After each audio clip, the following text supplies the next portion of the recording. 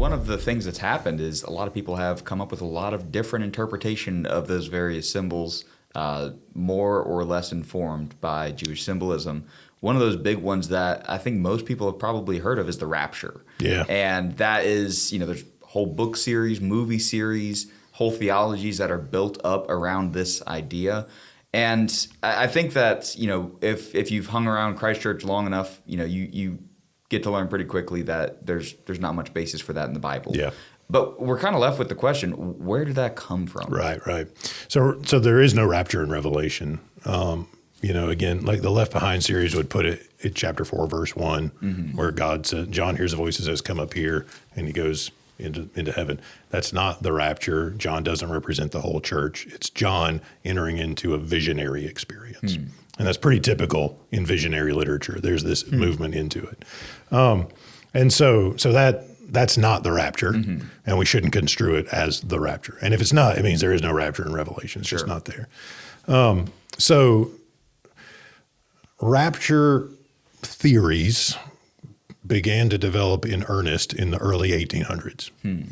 Like 1820s, there was a gathering of a group called the Scottish Brethren, and there was a young lady who had a vision kind of a two-stage return of Jesus, where the church is taken up, and then later on they come back. And it was sort of based on 1 Thessalonians 4, 13 through 18, meet him in the clouds, that whole thing. Okay. But there's all sorts of problems with that. And so it sort of happened in the early 1800s. You occasionally, like once or twice in church history, hear something about the people being taken up or something.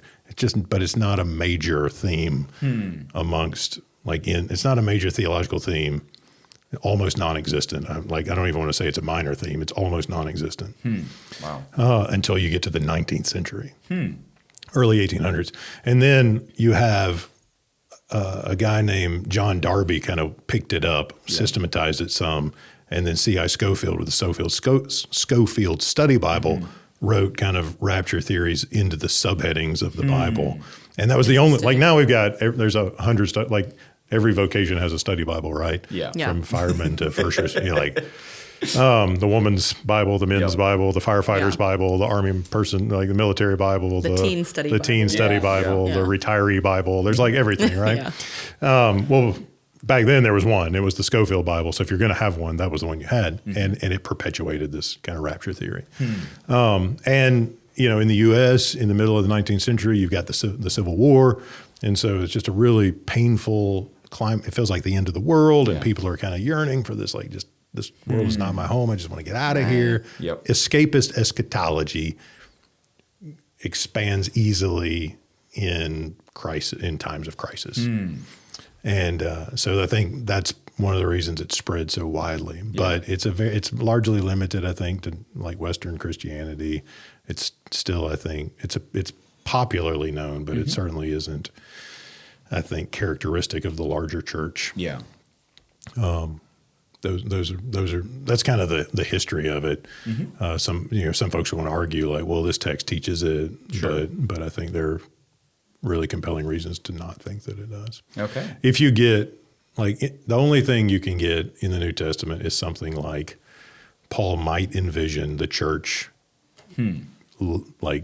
going up in the air to meet Jesus and then returning to the earth with him. Okay. That's the closest thing I think you can get. It's not even clear to me if Paul's thinking literally there, because he can get pretty vivid in his imagery as well. Sure.